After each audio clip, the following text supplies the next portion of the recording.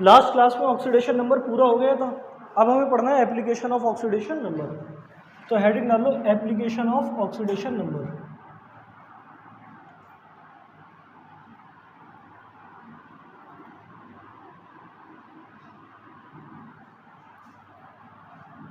इसमें पहली एप्लीकेशन है to compare acidic and basic strength.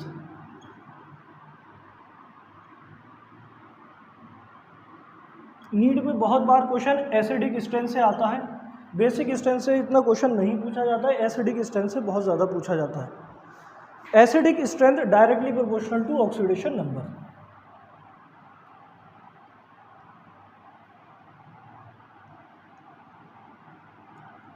Oxidation number और basic strength inversely proportional to, ये इनवर्सली प्रोपोर्शनल होगी ऑक्सीडेशन नंबर की। किसी भी एसिड में ऑक्सीडेशन नंबर मेन एलिमेंट का, इफेक्टिव एलिमेंट का ऑक्सीडेशन नंबर जितना ज़्यादा उसकी एसिडिक स्ट्रेंथ उतनी ज़्यादा। सिंपल सी बात, ऑक्सीडेशन नंबर किसी भी एलिमेंट का एसिड में सब जितना ज़्यादा उसकी एसिडिक स्ट्रेंथ उतनी ज़्यादा। देखो एग्जांपल देखो, HClO4, HClO3, HClO2 और HCl। Oxy acid of chlorine है, क्लोरीन के oxy acid. HClO4 perchloric acid, chloric acid, chlorous acid, hypochlorous acid. ठीक है, ये परक्लोरिक एसिड है, ये क्लोरिक एसिड है, ये क्लोरस एसिड है और ये हाइपोक्लोरस एसिड। जब हम पी ब्लॉक पढ़ेंगे तो इनकी नेमिंग भी पढ़ेंगे, इनके नाम ऐसे क्यों हैं और कैसे बने तब पढ़ेंगे। अभी हमें देखना है एसिडिक स्ट्रेंथ किसकी ज़्यादा है, और ऊपर ही मैंने तुम्हें बताया acidic strength directly proportional to oxidation number. यानी इन एसिड में जहाँ क्लोरीन का ऑक्सीडेशन नंबर ज़्यादा उसकी एसिडिक स्ट्रेंथ ज़्यादा। तो तुम देखो क्लोरीन यहाँ +7 में आएगा। अरे मुझे फॉर्मूला लगाना पड़ेगा क्या? नहीं, कर लोगे खुद ही। यहाँ देखो +5 में आएगा, यहाँ +3 में आएगा और यहाँ +1 में। 1 + x - 8 = 0, तो x यहाँ आ जाएगा +7। यहाँ 1 + x - 6 = 0, x आ जाएगा +5। और इसी तरीके से यहाँ 1 + x - 4 = 0, तो x आ जाएगा +3।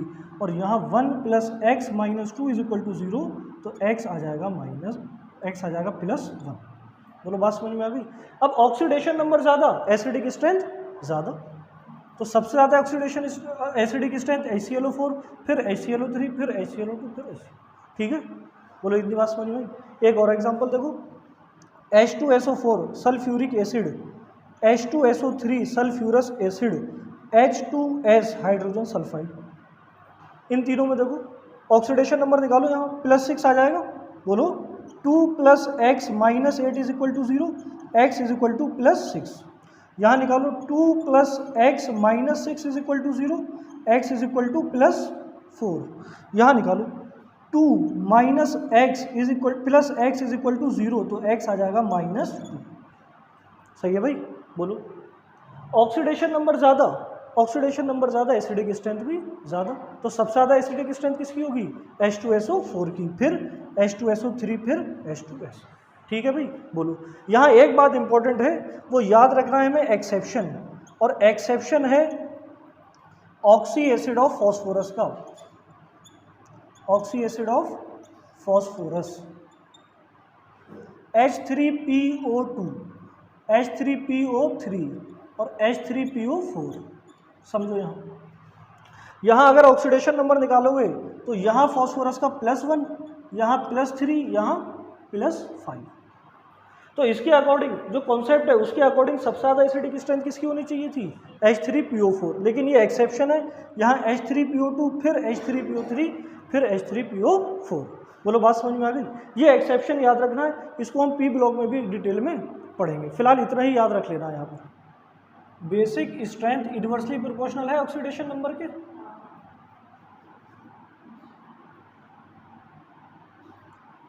ऑक्सीडेशन नंबर, अब यहाँ मैंने दो बेस ले रखे हैं, FeOH2 का होल ट्वाइस और FeOH3 का होल थ्राइस। आयरन की ऑक्सीडेशन नंबर निकालें तो +2, यहाँ पर निकालें तो +3। बोलो ठीक है ना। बेसिक स्ट्रेंथ इनवर्सली प्रोपोर्शनल है ऑक्सीडेशन नंबर के, ऑक्सीडेशन नंबर ज़्यादा बेसिक स्ट्रेंथ कम, और जिसका ऑक्सीडेशन नंबर कम उसकी बेसिक स्ट्रेंथ ज़्यादा। देखो एक और एग्जांपल देखो, SnOH होल ट्वाइस और SnOH का होल 4। यहाँ अगर Sn का ऑक्सीडेशन नंबर निकालोगे +2, यहाँ निकालोगे तो +4। ऑक्सीडेशन नंबर ज़्यादा बेसिक स्ट्रेंथ कम, तो ये ऑर्डर आ जाएगा, इसे भी नोट कर लो। अगली एप्लीकेशन है to determine possible molecular formula of a compound, formula of a compound. इस एप्लीकेशन को क्वेश्चन के थ्रू समझेंगे। क्वेश्चन लिख लिया ना, ठीक। अब समझना बहुत ध्यान से, क्वेश्चन समझने वाला ही। शुरू करें, चलो इधर देखो ध्यान से। In a compound element A B C are present in +1 +2 -1 oxidation number respectively, find possible molecular formula. कोई एक ये 3 कंपाउंड दे रखे हैं तुम्हें, ऑप्शन दे रखे हैं 3, चौथा ऑप्शन ऑल का दे रखा है। अब तुम्हें पता करना है ऑक्सीडेशन नंबर से कि इनमें से कौन सा फॉर्मूला इसका हो सकता है। अब इसको करने का तरीका क्या है, ये कंपाउंड 3 जो तुम्हें दे रखे हैं, बताओ तीनों न्यूट्रल हैं, तीनों न्यूट्रल हैं। इन कंपाउंड के ऊपर कोई चार्ज नहीं है, इनके ऊपर कोई चार्ज नहीं है। तो अगर जो मैंने तुम्हें रूल बताया था कि इन्हें कंपाउंड अगर algebraic sum of all the atoms of, मैंने तुम्हें एक रूल लिखवाया था, algebraic sum of oxidation number of all the atoms present in a poly atomic neutral molecule is always 0, बताया था, याद है। मैंने जो तुम्हें रूल बताया था कि किसी भी पॉली एटॉमिक न्यूट्रल मॉलिक्यूल में अलजेब्रिक सम ऑक्सीडेशन नंबर का क्या होगा, 0। तो जिस कंपाउंड में भी ऑक्सीडेशन नंबर का एवरेज सम अलजेब्रिक सम 0 आ जाए, वही आंसर होगा, वही कंपाउंड होगा ना। बात नहीं समझ में आई।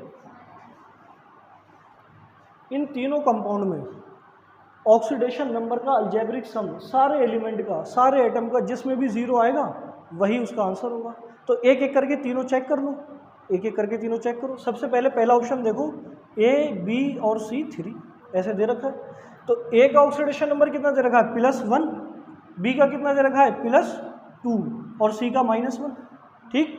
अब देखो यहाँ तुम ऐड करो, इसका 1 + 2, अब इसका एक का -1 है, कार्बन कितने, सॉरी C कितने हैं, 3, तो यहाँ कितना हो जाएगा, -3 इज इक्वल टू 0। क्या देखो ये 0 आ रहा है, आ तो गया, 1 + 2 -3 0, 3 -3 0 हो गया ना, बोलो।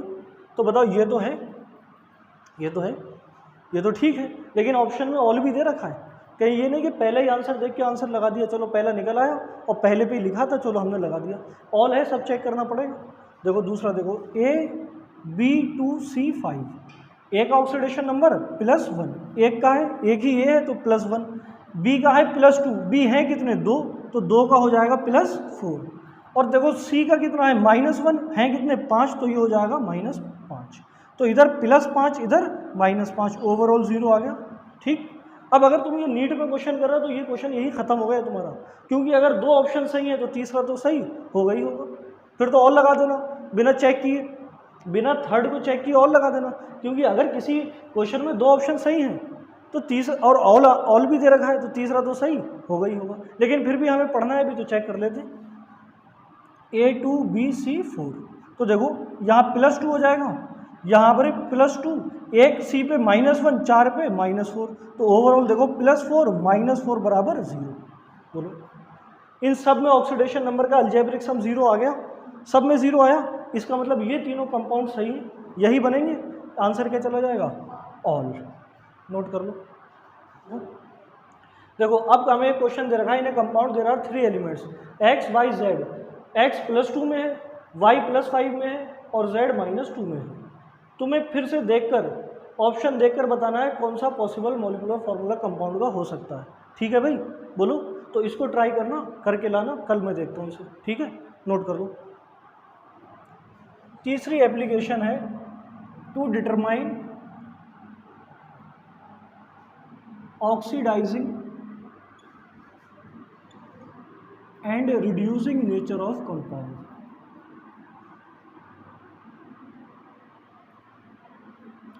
ये इंपॉर्टेंट है, यहाँ से क्वेश्चन भी आता है, तो इसे ध्यान से सुनना चाहिए। अब हम कॉन्सेप्ट पढ़ने जा रहे हैं ऑक्सीडाइजिंग एजेंट और रिड्यूसिंग एजेंट का। तुमने ऑक्सीडाइजिंग एजेंट और रिड्यूसिंग एजेंट के बारे में सुना होगा। हमने ऑक्सीडेशन बताया, रिडक्शन बताया। ऑक्सीडेशन में लॉस ऑफ इलेक्ट्रॉन, रिडक्शन में गेन ऑफ इलेक्ट्रॉन। अब हम पढ़ने जा रहे हैं oxidizing agent and reducing agent.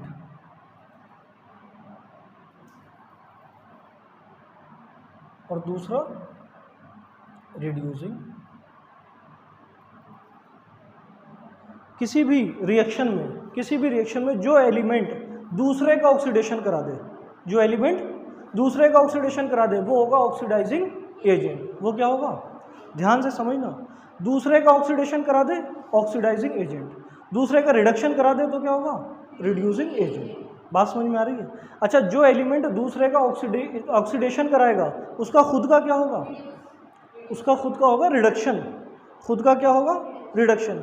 यानी दूसरे को तो ऑक्सीडाइज कराएगा और खुद क्या हो जाएगा, रिड्यूस। खुद क्या होगा, दूसरे का ऑक्सीडेशन, खुद का रिडक्शन। बात समझ में आई? बोलो। कोई भी कंपनी वगैरह में जो एजेंट होते हैं, पॉलिसी एजेंट, ये एजेंट वो एजेंट, मान लो कोई पॉलिसी कराने वाला एजेंट होता है, तो वो खुद की पॉलिसी करता है या दूसरे की करता है, दूसरे की। अरे दूसरे की तो करेगा या खुद की करता है, दूसरे की करेगा। इसी तरीके से जो ऑक्सीडाइजिंग एजेंट है, ये मत समझ लेना उसका ऑक्सीडेशन होगा, वो एजेंट है ऑक्सीडाइजिंग, मतलब दूसरे का ऑक्सीडेशन कराएगा। बात समझ में आ रही है? दूसरे का ऑक्सीडेशन कराएगा। अच्छा, दूसरे का जब ऑक्सीडेशन कराएगा, ऑक्सीडेशन कैसे होगा, ऑक्सीडेशन कैसे होगा, लॉस ऑफ इलेक्ट्रॉन से। लॉस ऑफ इलेक्ट्रॉन से दूसरे के इलेक्ट्रॉन लूज कराएगा और वो इलेक्ट्रॉन खुद क्या कर लेगा, गेन। और जब खुद गेन कर लेगा तो खुद का रिडक्शन हो गया और दूसरे का क्या हो गया, ऑक्सीडेशन। बात समझ में आई? तो ऑक्सीडाइजिंग एजेंट वो होगा जो दूसरे का ऑक्सीडेशन कराए और खुद का रिडक्शन। ठीक इसी तरीके से रिड्यूसिंग एजेंट, अगर रिड्यूसिंग एजेंट है तो दूसरे को तो क्या कराएगा, रिड्यूस, और खुद क्या होगा, ऑक्सीडाइज। बात समझ में आई? ये बात समझ में आ गई? रिड्यूसिंग एजेंट है, एजेंट मतलब जो काम करते हो वो वाला। रिड्यूसिंग एजेंट ऐसा एजेंट जो भी क्या करता हो, रिडक्शन। तो दूसरे का तो क्या कराएगा, रिडक्शन, और खुद का इसका क्या होगा। बहुत कंफ्यूजिंग है। ऑक्सीडाइजिंग एजेंट का मतलब दूसरे का ऑक्सीडेशन और खुद का, रिड्यूसिंग एजेंट का मतलब दूसरे का रिडक्शन और खुद का। अगर दूसरे का रिडक्शन करा रहा है तो खुद का तो ऑक्सीडेशन। रिडक्शन का मतलब गेन ऑफ इलेक्ट्रॉन, सामने वाला इलेक्ट्रॉन गेन करेगा तो कोई देने वाला भी तो होगा, देने वाला कौन होगा, रिड्यूसिंग एजेंट। और ये देगा कब, जब इसका ऑक्सीडेशन हो जाए, जब इसका क्या हो जाए, ऑक्सीडेशन। बात समझ में आ गई? ऑक्सीडाइजिंग एजेंट और रिड्यूसिंग एजेंट समझ में आ गया? Oxidising agent are those elements which oxidise other element and itself get reduced. तो इसे लिख लो, elements which oxidise other elements and itself gets reduced। Reducing agent में उल्टा हो जाएगा, elements which reduce other elements and itself gets oxidised. लिख लो इतना। हम ये कैसे पता करेंगे कौन ऑक्सीडाइजिंग एजेंट है, कौन रिड्यूसिंग एजेंट है, कौन दोनों की तरह काम कर सकता है? ठीक है, सुनो ध्यान से। ये कैसे पता करेंगे कौन ऑक्सीडाइजिंग एजेंट है? मान लो कोई कंपाउंड है, कोई कंपाउंड है, उसमें जो इफेक्टिव एलिमेंट है, इफेक्टिव एलिमेंट वो अपनी मैक्सिमम ऑक्सीडेशन स्टेट में है, अपने मैक्सिमम ऑक्सीडेशन स्टेट में है। तो मुझे बताओ, अगर वो मैक्सिमम ऑक्सीडेशन स्टेट में है तो क्या उससे आगे बढ़ सकता है, मैक्सिमम से ऊपर जा सकता है? नहीं जा सकता, यानी उसका ऑक्सीडेशन नहीं हो सकता। अगर कोई एलिमेंट अपनी मैक्सिमम ऑक्सीडेशन स्टेट में है तो वो उससे आगे नहीं जाएगा। अगर उससे आगे नहीं जाएगा, अपनी ऑक्सीडेशन स्टेट नहीं बढ़ा सकता, इसका मतलब उसका ऑक्सीडेशन नहीं हो सकता। हमने डेफिनेशन में ही बताया था, reaction in which increment in oxidation number and decrement in oxidation number take place simultaneously. जब ऑक्सीडेशन नंबर में इंक्रीमेंट होगा तो उसे हम ऑक्सीडेशन बोलेंगे, और जब डिक्रीमेंट होगा तो उसे क्या बोलेंगे, रिडक्शन। तो अगर कोई एलिमेंट अपनी मैक्सिमम ऑक्सीडेशन स्टेट में है तो अब उससे ज़्यादा तो ऑक्सीडेशन नंबर बढ़ा नहीं सकता वो, इसका मतलब उसका ऑक्सीडेशन नहीं हो सकता।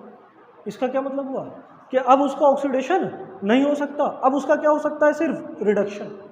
उसका सिर्फ क्या हो सकता है, उसका ऑक्सीडेशन नहीं हो सकता। तो अगर उसका ऑक्सीडेशन नहीं हो सकता तो बताओ वो दूसरे को ऑक्सीडाइज करेगा या रिड्यूस करेगा, दूसरे को ऑक्सीडाइज करेगा, दूसरे को, और खुद क्या हो जाएगा, रिड्यूस। बात समझ में आई। अगर मैक्सिमम ऑक्सीडेशन स्टेट में है, आगे नहीं बढ़ पा रहा है, अपनी मैक्सिमम ऑक्सीडेशन स्टेट में उससे आगे नहीं गया, यानी उसका ऑक्सीडेशन नहीं हो सकता, यानी कोई दूसरा एलिमेंट उसका ऑक्सीडेशन अब नहीं करा सकता। ये बात समझ में आ गई। कोई दूसरा एलिमेंट आके उसका ऑक्सीडेशन नहीं करा सकता, वो पहले से ही अपनी मैक्सिमम ऑक्सीडेशन स्टेट में है। हाँ, मैक्सिमम से कम हो सकता है, मैक्सिमम से कम, यानी उसका रिडक्शन हो सकता है। और अगर उसका रिडक्शन हुआ तो वो दूसरे को क्या करेगा, ऑक्सीडाइज, दूसरे को क्या करेगा। तो मतलब क्या हुआ, किसी भी कंपाउंड में इफेक्टिव एलिमेंट अगर अपनी मैक्सिमम ऑक्सीडेशन स्टेट में है तो वो हमेशा ऑक्सीडाइजिंग एजेंट का काम करेगा। किसका काम करेगा, हमेशा किसका काम करेगा। तो इस बात को लिखो, if in a compound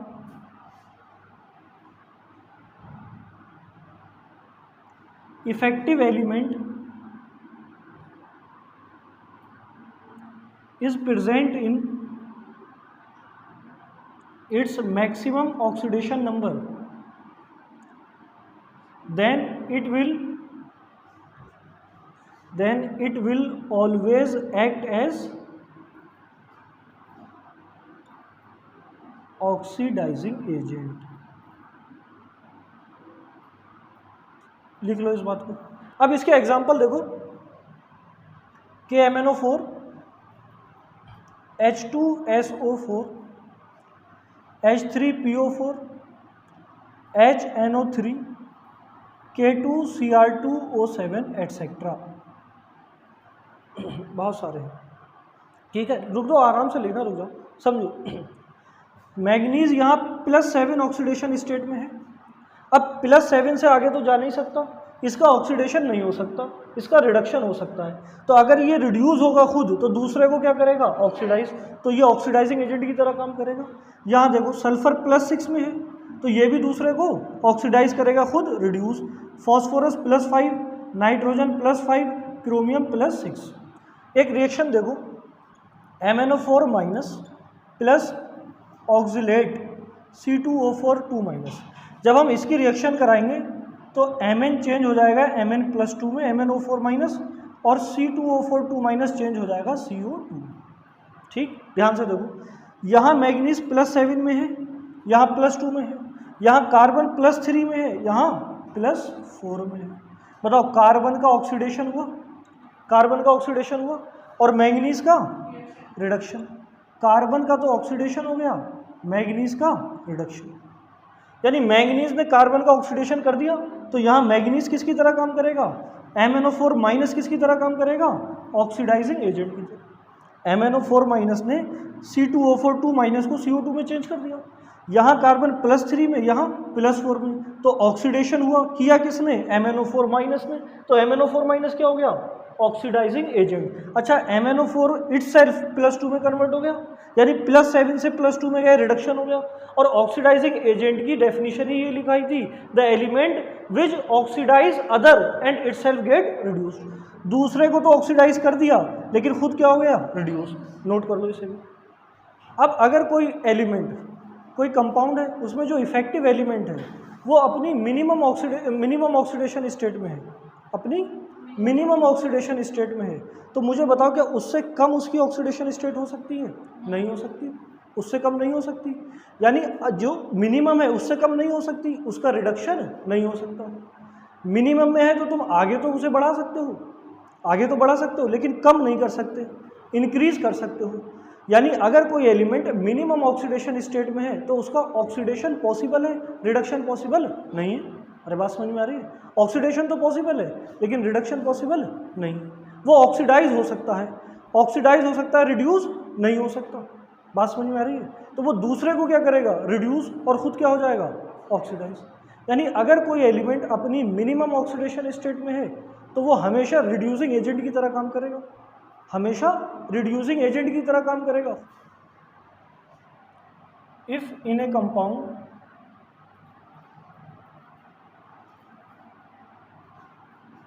effective element is present in its minimum oxidation state, then it will always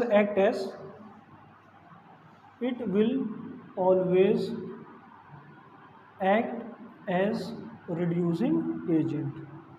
इसके एग्जाम्पल लिख लो, H2S NH3 CH4 एटसेट्रा। देखो ध्यान से देखो, यहाँ सल्फर -2 ऑक्सीडेशन स्टेट में है और मैंने तुम्हें बताया था 6 ग्रुप में सल्फर की मिनिमम ऑक्सीडेशन स्टेट -2 है और मैक्सिमम +6 है, मैक्सिमम +6, यानी सल्फर -2 से नीचे नहीं जा सकता, -3 में नहीं जा सकता, -4 में नहीं जा सकता। मतलब कहने का सल्फर का रिडक्शन नहीं हो सकता, सल्फर का सिर्फ क्या हो सकता है, ऑक्सीडेशन। तो अगर सल्फर खुद ऑक्सीडाइज होगा तो दूसरे को क्या करेगा, रिड्यूस। तो H2S as a reducing agent काम करेगा। इसको देखो अमोनिया, यहाँ नाइट्रोजन में ऑक्सीडेशन नंबर -3, नाइट्रोजन का मिनिमम ऑक्सीडेशन नंबर -3 से नीचे जा नहीं सकता, यानी अमोनिया नाइट्रोजन का और रिडक्शन नहीं हो सकता, इसका होगा ऑक्सीडेशन और दूसरे को ये क्या कर देगा, रिड्यूस। तो अमोनिया भी किसकी तरह काम करेगा, रिड्यूसिंग एजेंट की तरह। कार्बन देखो -4 है और -4 इसका मिनिमम है, इससे नीचे जा नहीं सकता, रिडक्शन हो नहीं सकता, खुद का होगा ऑक्सीडेशन, दूसरे को करेगा रिड्यूस। तो ये भी किसकी तरह काम करेगा, रिड्यूसिंग एजेंट की तरह। तो इसे भी नोट कर लो। चलो अब अगली बात समझो, अगर कंपाउंड में जो इफेक्टिव एलिमेंट है अपनी इंटरमीडिएट ऑक्सीडेशन स्टेट में प्रेजेंट है, यानी ना तो मैक्सिमम है ना मिनिमम, इंटरमीडिएट ऑक्सीडेशन स्टेट है, तो वो अपनी ऑक्सीडेशन नंबर बढ़ा भी सकता है और अपना ऑक्सीडेशन नंबर घटा भी सकता है। इंटरमीडिएट ऑक्सीडेशन स्टेट है, मीडियम है, बीच की है, तो आगे भी बढ़ा सकता है, ऑक्सीडेशन भी करा सकता है और नीचे कम भी कर सकता है, तो रिडक्शन भी हो सकता है। तो अगर कोई एलिमेंट किसी कंपाउंड में अपनी इंटरमीडिएट ऑक्सीडेशन नंबर में प्रेजेंट है, इंटरमीडिएट ऑक्सीडेशन स्टेट में है, तो वो ऑक्सीडाइजिंग एजेंट की तरह भी काम कर सकता है और रिड्यूसिंग एजेंट की तरह भी काम कर सकता है। तो इस बात को भी लिख लो, if in a compound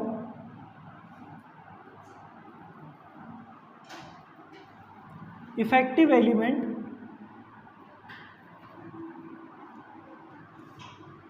is present in its intermediate oxidation state,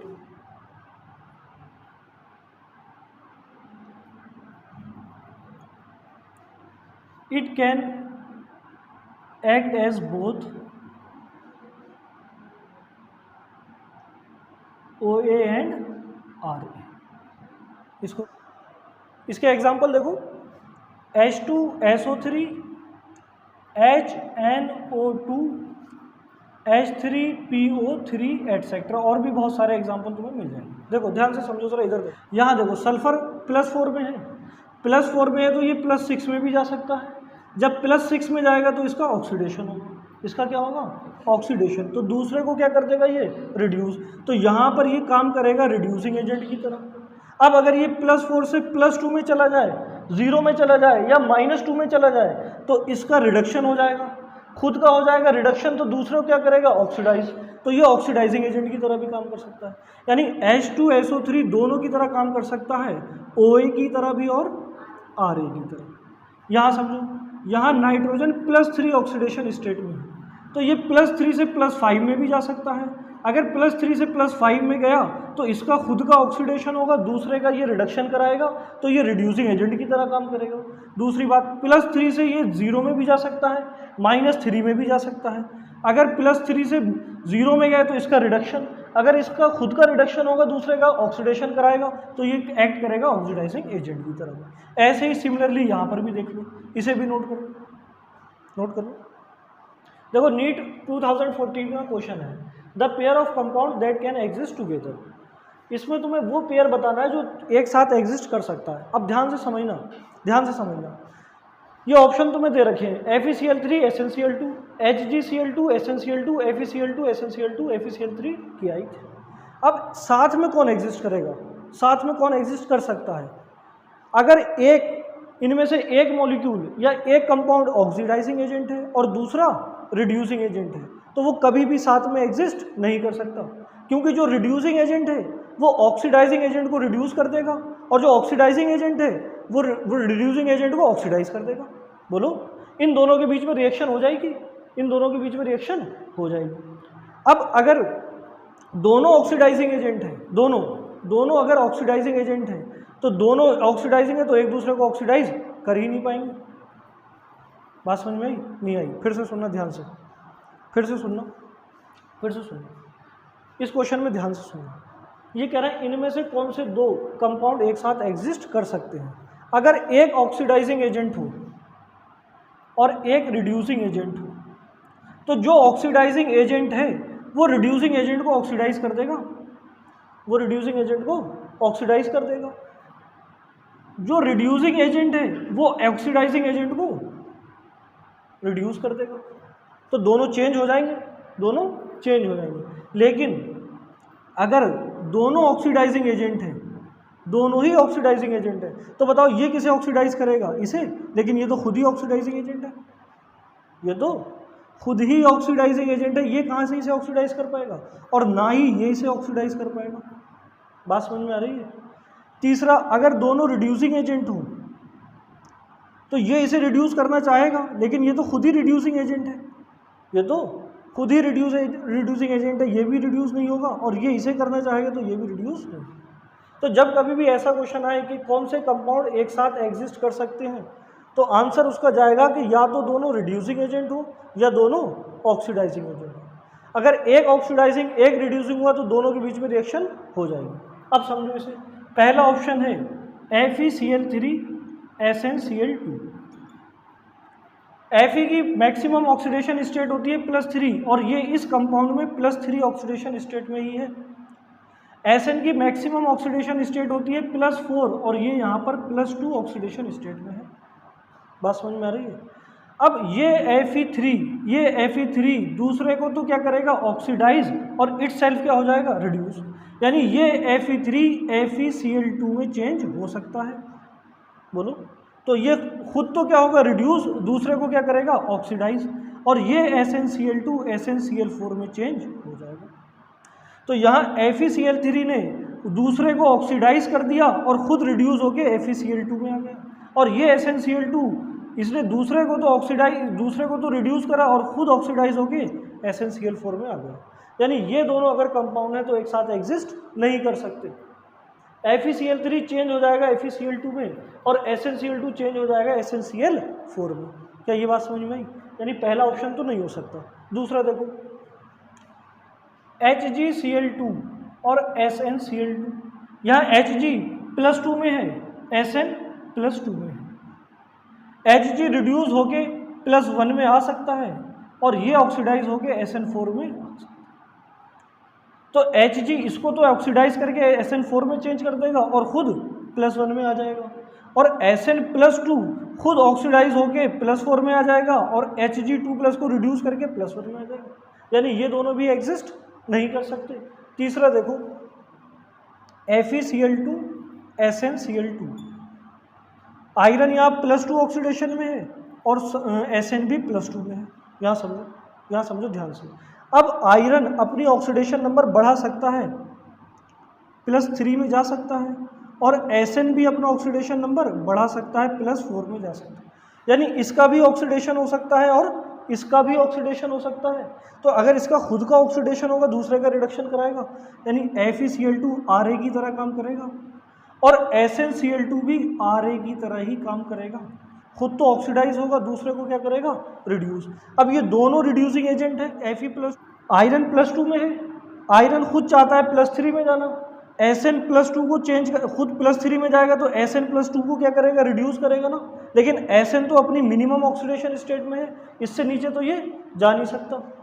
बात समझ में आ रही है? और Sn+2 इसे चाहेगा रिड्यूस करना, खुद ऑक्सीडाइज होना चाहेगा, लेकिन ये भी रिड्यूस नहीं हो सकता क्योंकि ये अपनी मिनिमम ऑक्सीडेशन स्टेट में।